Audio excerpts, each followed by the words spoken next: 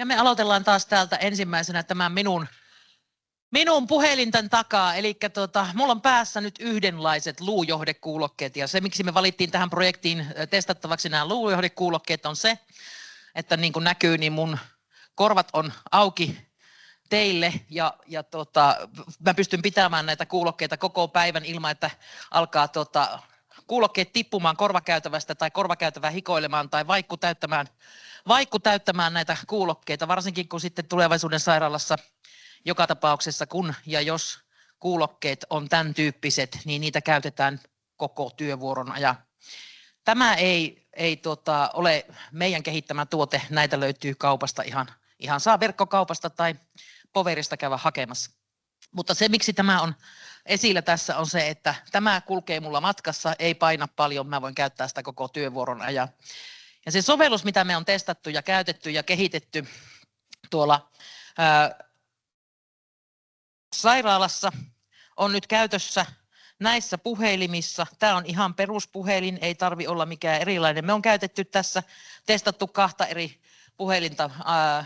Meillä on ollut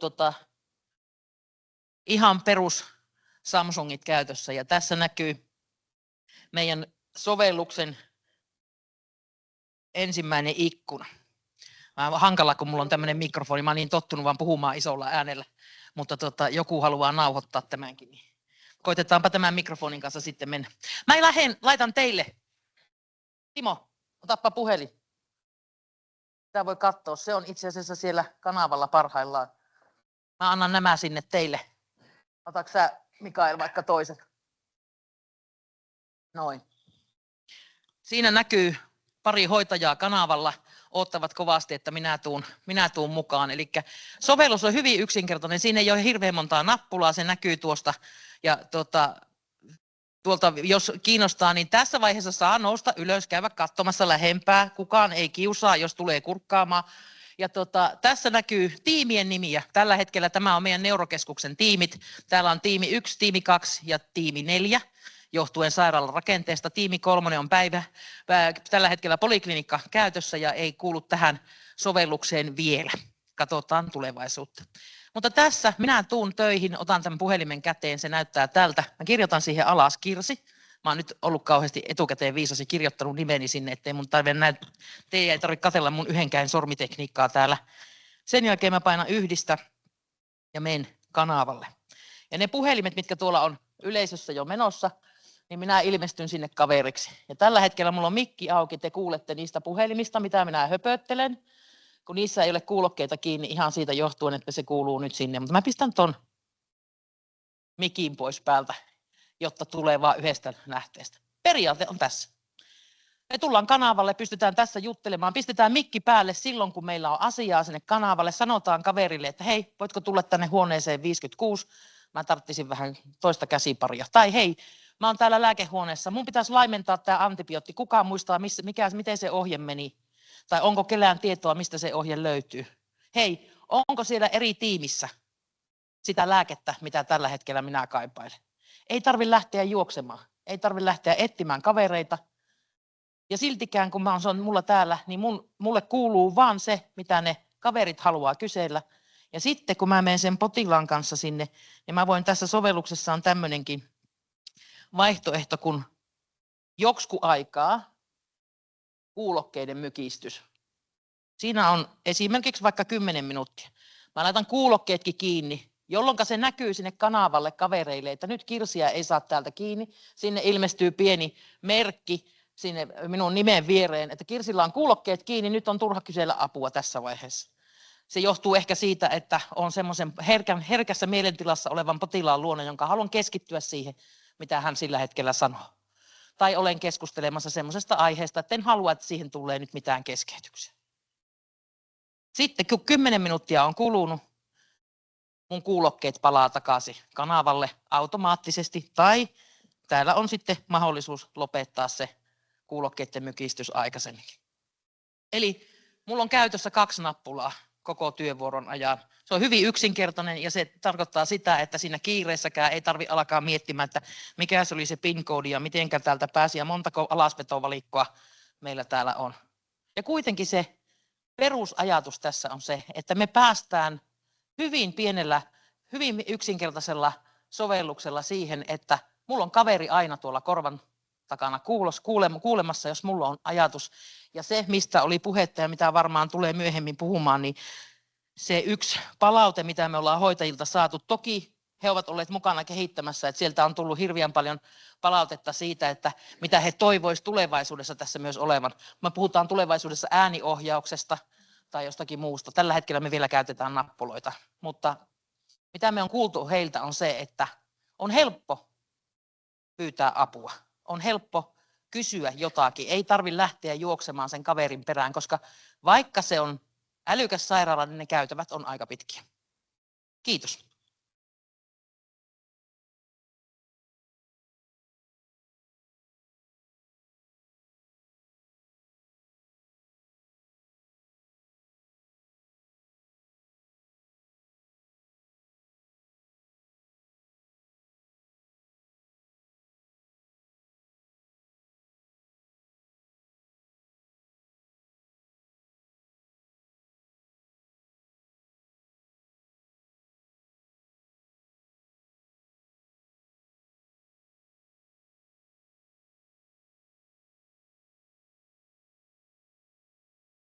Me näytetään toinen näistä ratkaisusta, eli Vigoar Health Vision Patient Board.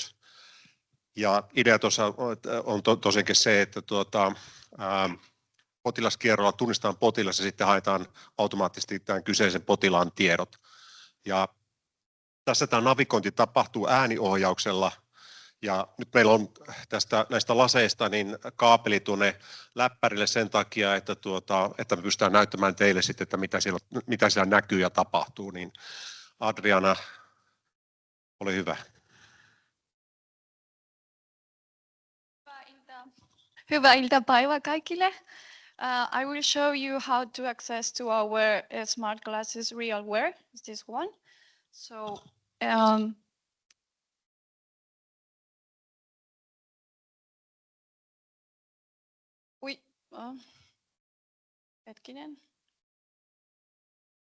okay. In the menu, we can find all our programs, and then we can find our WeQR application, and we can use these smart glasses by command voice. So we have to say select 19. Okay, now we have to access to our account.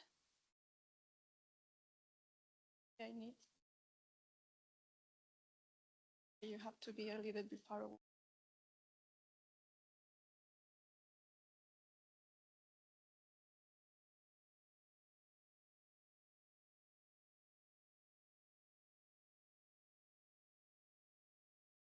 Yeah, no.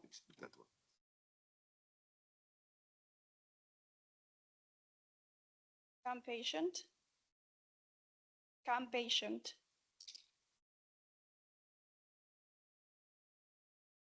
Now we already access to our patient information, and we can scroll throughout our information, and we can go up and down. We can visualize all our sections, as you can see. Then if we want to change our page, we have to use as well a command voice, page right. Then we can find another section here, and we can scroll throughout as well. And we can visualize all the sections that we need to get from our patients.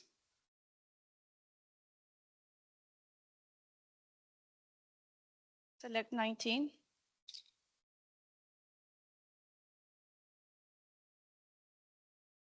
Select 19. Okay, we are back. So we can navigate using our voice, but also we have here two buttons, and we can scroll with those. Select page right. We want to go back, page left, page right, and we can scroll. Page right. As I mentioned, you can find all the patient information here.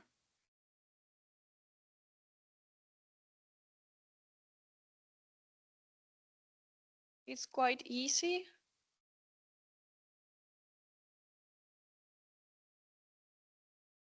You can find page right. We have this section of images, for example, MRI images. Page left, we can find here the laboratory results or other data, medication, for example. Page left. Page left.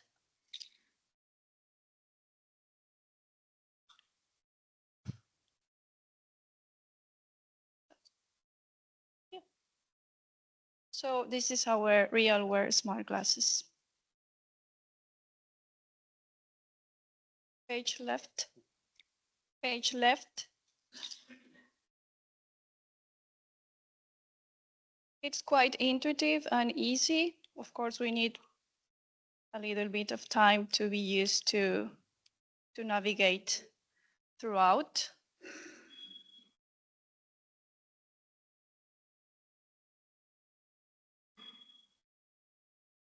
The idea is that we can use this kind of devices when we are attending or we are with the patients, so we don't need to use the computers all the time. Kiitos.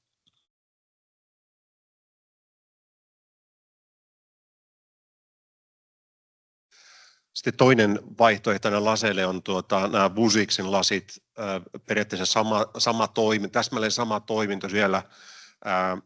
Navigointi tapahtuu tässä tapauksessa, niin täällä on tämmöinen touchpad, jolla navigoidaan sitten noiden sivujen välillä. Mutta se idea tosiaankin näissä laseissa on se, että miksi me käytetään AR-laseja on se, että sulla säilyy potilaan sen koko ajan näköyhteys. Eli sä näet potilaan kasvot, silmät, näköyhteys säilyy ja samaan aikaan sä näet täältä sitten potilaan tiedot.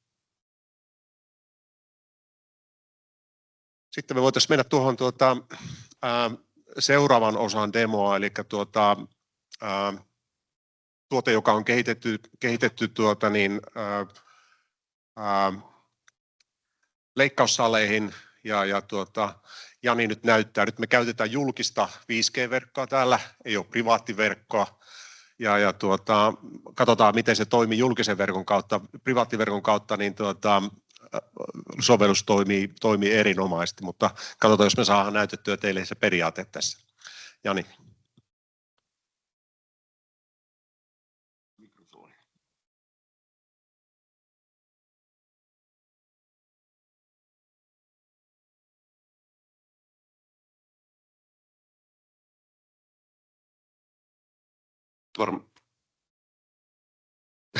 This is so funny. Can you hear me? Kuuletteko te? Joo, tämä ottaa nyt kaikki äänet tästä ympäristöstä. Tuohon edelliseen lasiin vielä sen verran, että siinä tosiaan vähän vauhikkaasti meni, mutta että se niin kuin perusajatus oli äsken se, että sillä piti ensin sen käyttäjän, lääkärin tai hoitajan lokkaantua sen järjestelmään. Eli tavallaan sillä turvataan, että sitä kuka tahansa voi päästä katsomaan näitä potilastietoja. Ja sitten oli se potilaan valinta sillä QR-koodilla. Siellä on myös se kasvojen tunnistusmahdollisuus olemassa. Ja tuo oli tuo niin älylasiratkaisutyyppinen, jota on tässä tutkittu ja testattu, että millä tavalla se visualisoituu. Ja nyt tämä, mitä mä olen demoamassa, näyttämässä, niin on taas augmentoituun todellisuuteen liittyvä lasiratkaisu, eli nämä HoloLensit, johon voidaan rakentaa erilaisia näkymiä. Varoitan, ei välttämättä toimi niin sujuvasti kuin se toimii sairaalassa ja privaatti 5G-verkossa. Meillä on pieniä haasteita tämä julkisen verkon kanssa. Mutta ajatelma on se, että nyt tänne augmentoituun todellisuuteen näiden mun lasien taakse mä voin rakentaa kaiken näköistä visualisointia, mitä tarvitaan. Se voisi olla tuo äskeinen patient board-tietokin, koska äsken se oli patient board-tieto oli tavallaan siinä yhdessä ruudussa se yksi näkymä, mutta niitä samoja ruutuja, potilaan perustiedot ja kriittiset tiedot ja labratulokset ja niin kuin erilaiset käppyrät, ne voisi ihan hyvin leijua sen potilaan ympärillä siinä, kun potilas on potilasvuoteella ja lääkäri tai hoitaja menee siihen, niin ne eri ruudut on siinä potilaan ympärillä. Mutta me ollaan haluttu tutkia näitä eri ratkaisuja. Ja nyt näihin laseihin on rakennettu tämä Health Vision OR, eli leikkaussaliympäristö on ajateltu visualisointi. Ja oliko nämä lasit nyt päällä? Vai loppuko virta? Ei varmaan loppunut, mutta hei, se ei muuten näy tuo. Näki sitten samalla sitten kaikki se, mitä mä näen täältä lasien kautta.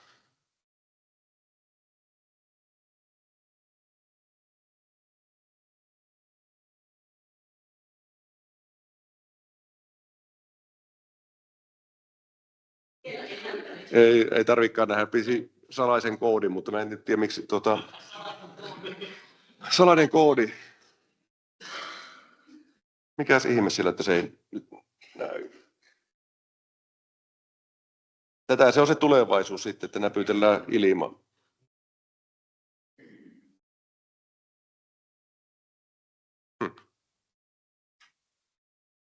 Nyt kun se muuten toimisi täällä sujuvasti, niin se nyt jostakin kummallisesta tuo kuva ei jakanut tuonne kaikki piuhat on.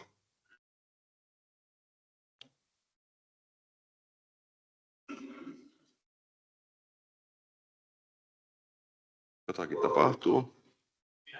Siellä näkyy, mutta nyt tuolla ei näy tuolla isolla ruudulla. Ja eli avataanpa täältä nyt tämä sovellus.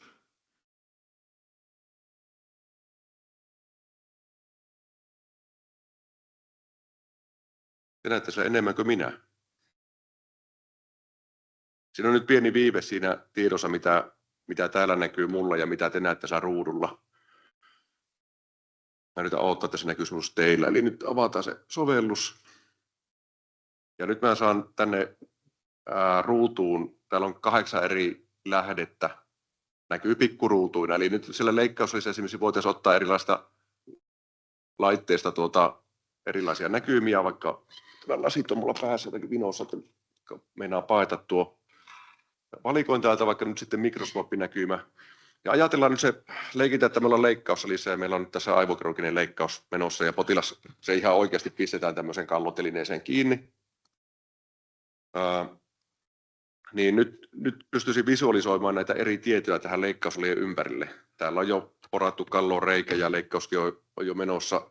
Nyt mä halusin nuo 3 eri ruutua tonne ja mä en halua muuta, niin mä pistän sen 8 ruudun valikoon pois. Ja nyt mä voin tarttua näihin ruutuihin kiinni ja siirtää tuohon vaikka navigaattorikuvaan, ja jos haluaisin seurata potilaan valvontamonitoria, ja tuolla on tuo mikroskooppikuva, niin mä voin siirtää ne tähän lähettyville. Siirretään nyt tuo potilaan pää vähän paremmin. Mutta tässä leikkauksen aikana mulla on kaikki nämä näkymät tässä olemassa. Esimerkiksi leikkausnavigaattori kuva tulisi tähän mun näkymään, ilman että meillä on mitään fyysisiä näyttöjä. Samaten tuo anestesiamonitori työnnetään potilaaseen jotakin instrumenttia ja halutaan seurata, että tapahtuuko sillä vaikka verenpaineeseen joku muutos tai mikroskooppikuva samalla tavalla. Ja tämä nyt pikkasen pätkii tämä yhteys, kun meillä ei ole sitä privaatti 5G-verkkoa nyt tässä käytössä. Ja se on se juttu, meidän pitää saada nämä tiedot niin mahdollisimman viiveettömästi sinne kirurgin näkyville langattomasti. Kuka meistä ei halua, että täällä lasien päässä olisi joku paksu kaapeli, joka sitä tietoa siirtää. Ja nyt jos kuvitellaan, tässä nyt näkyy tämä ruutu, mitä nyt katson, niin siinä on tuommoinen rankaleikkauksesta. Siinä on siis ihmisen selkäranka parista eri suunnasta kuvattuna ja sinne työnnetään instrumenttia niin, että siellä on selkäydin kanava, sinne ei haluta osua. Ja nyt kun se kirurgi työntää sitä instrumenttia, niin tuossa ei voi olla, niin kuin nyt siinä on se pientä viivettä verkosta johtuen, mutta se privaatti 5G-verkko mahdollistaa sen, että tämä data tulee tänne niin hyvin reaaliajassa. Ja tätä dataa voisi olla hyvin paljon erilaisia lähteitä. Ja sitten näitä ruutuja voidaan siirtää eri paikkoihin. Nyt mun sormet on liian kuivat. Tämä on liian lähellä itseään, mutta mä voin heittää tuon ruudun. Se näkyy teillä nyt pikkasen viiveellä. Mutta se on nyt tuolla kauempana. Tai mä voisin ottaa sen ruudun niin, että mä teen siitä massiivisen paljon isomman. Eli rakentaa erilaisia visualisointeja tänne mun leikkausnäkökenttään.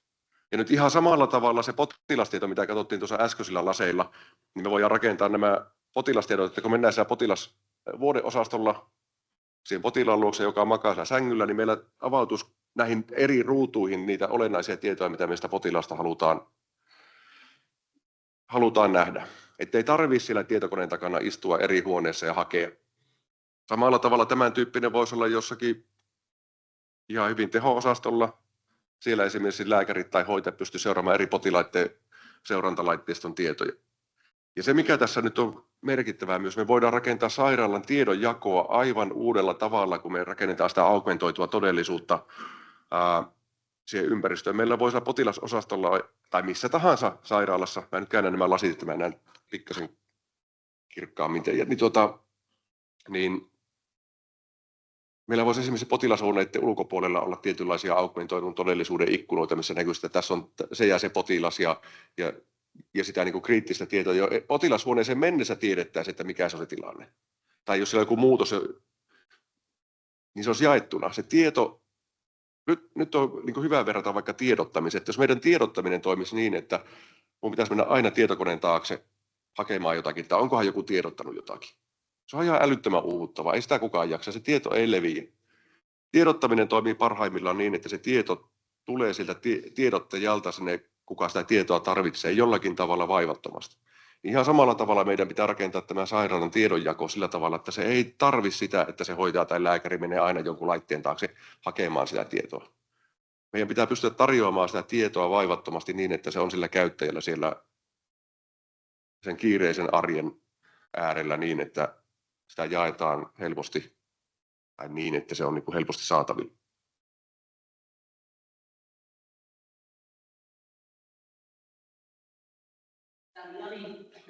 Janin esityksessä puhutaan tosiaan leikkauslaista, mutta mitä sä sanoitkin, mikä eli se, mikä idea meillä on just siitä, että me ollaan vuodeosastolla ja sitten siellä löytää se potilas.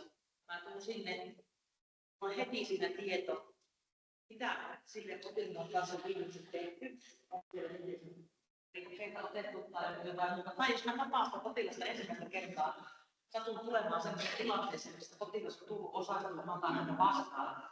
Niin mä kuvittelisin, että tulevaisuudessa me lisätään tähän myöskin AI, joka sitten siinä meidän yhteisestä keskustelusta ottaa ne tärkeimmät jutut. Meidän ei tarvitse käydä kirjaamista erikseen. Joo, kuten Rauno oli tuossa potilastiedossa aivan kertakaikkeen huolettavasti alle banaaneihin, niin se on hirveän tärkeä tieto meille, koska muutenhan minä vien jossakin vaiheessa sen potilaalle banaanin. Mä menen sille lähelle, Rauno pötköttää sille sängyssä, mä oon sille sen hedelmätavin ja se on hirveän hyvä, koska se tunnistaa potilaan siitä ja kertoo muuta, että äänet ansiosta on. Tai se kuuntelee sitä puheesta, että sillä on banaanin alle ja kirjoittaa se sinne potilastietoon. Miksi me voitaisiin tehdä sitä laseilla? Sitten varsinkin, kun ne ei ole ihan... Joo, tuo on ihan äärimmäisen tärkeä pointti. Meidän omassa esityksessä alakuvaiheessa yritin vinkatakin myös sitä, että me puhutaan koko ajan tekoälyyn tulemisesta lääketieteeseen. Mutta jos edelleen vaatii, että se porukka on siellä jonkun koneen takana, me tarvitaan sitä puettavaa teknologiaa niin, että se seuraa sitä, mitä me tehdään, mitä me puhutaan, mitä potilas puhuu, että se analysoi siitä. Ei niin, että se hoitajalääkärin tarvitsee mennä sinne koneen taakse hyödyntää sitä tekoälyä. Se on entistä suurempi taakka vaan siihen hommaan, että ne on edelleen siellä koneiden takana.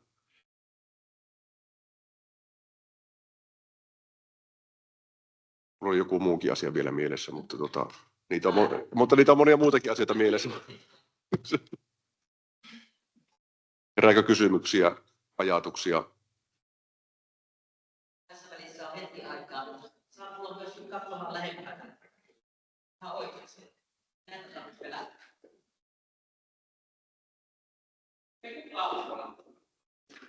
Nämä lasit on yllättävän miellyttävät. Silloin kun tuli ensimmäinen versio näistä, niin oli varmaan 2 päivää kotona, nukuinkin näiden kanssa, kun rakenteli kotia erilaisia niin kuin ruutuja. Noja tuli äärelle siihen, että siinä oli jotakin YouTube-videota tai musiikkivideota ja niin ulko-oven vieressä oli sääkarttaa.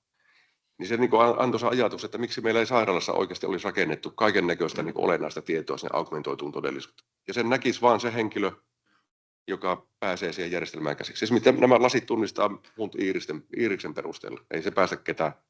Jos Rauno yrittää näitä käyttää mun tilillä, niin ei se sinne pääse. Tai jos joku nappaa, joku ulkopuolinen ottaa ne lasit, niin ei se sinne noin vaan pääse. Tässä hetkeksi lasen nähdään. Pieni tuo katto. Se tulee tosiaan pienellä viiveellä tuo. Ja se, mikä Sari äsken puhuit tuossa, kun mulle tuli mieleen tuossa ihan vaan sitä tiedottamisesta ja muista, jos ajatellaan, että puhutaan kuitenkin hoitajille, niin me voitaisiin laittaa kahvihuoneen oveen. Kahvihuoneen ovessa on tämä. Sitä ei tarvitse kaikkien muuten nähdä. Siinä näkyy ne, ketkä sitä käyttää. Eli hoitajat menee ja lääkärit käyttää. Jaa, siinä että tänään on kokoustyökiä käymään tai semmoinen esittelijä tulee käymään tai sitten yhteinen. Meillähän on semmoisia koko kohteen alueen perjantai-kahvit. Tänään on perjantai-kahvit, minkä me kuuntelen. Ja miksi me ei voitaisiin kuunnella sitä perjantai-kahvia niiden lasien kanssa sillä aikaa, että ollaan siellä vastaavaa. Ilman, että meidän tarvitsee sen tietokoneen kanssa. Mä näen tämän niin sen, että mulla on vapaa kulkemaan siellä ja olemaan niiden ihmisten kanssa ilman, että mun tarvitsee olla se hyökkäysvalvonta. Ja tässä on sitten se mielenkiintoinen asia, että mehän voidaan nyt näihin laseihin kytkeä, kuvitella, että meillä on tämä leikkausliitilanne. Meillä on se potilaan pää siinä. Näissä samoissa laseissa voisi olla tieto, että kun me katsotaan sitä potilaan päätä, niin me nähdään se sisälle, että missä se aivokasva on tai mitä ollaan tekemässä, niin se projisoituu siihen potilaan päälle. Tai olipa se mikä tahansa potilaan vastaanotto, niin se projisoisi jollakin tavalla sen tiedon siihen potilaan ääreen, kun tunnustellaan, niin nähdään erilaisia asioita potilaan sisällä. Näissä on kamera, meillä on tekoälyä, koneenäköä. Se voisi ihan hyvin, kun lääkäri katsoo tai hoitaja katsoo sitä potilasta, niin se mittaa samalla verenpaineet ja lämpötilat ja pulssi ja se näyttää ne siellä ruudulla. Koska kaikki on nyt tehtävissä, meidän pitää vaan saada se käyttökelpoinen teknologia ja yhdistää se yhtenäiseen pakettiin. Ja tiedän, että on erilaisia firmoja, jotka rakentaa, niillä on eri tuotteita, niillä on omat lasisysteemit niin siihen omaan spesifiin sektoriin, mutta ei meidän hyvinvointialueet, sairaalat pysty ostamaan joka ikiseltä firmalta just sitä spesifiä lasia siihen tiettyyn kapeaan sektoriin. Se, mikä tässä on nyt ollut Vicoarilla ajatus, on se, että on niin kuin yleispätevä lasi, mihin voidaan tuoda erilaista tietoa niin, että se on geneerinen lasiratkaisu ja tuoda ne eri ratkaisut sinne.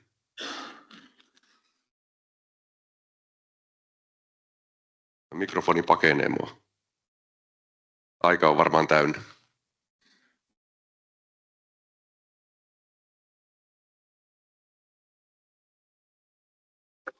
Kiitoksia.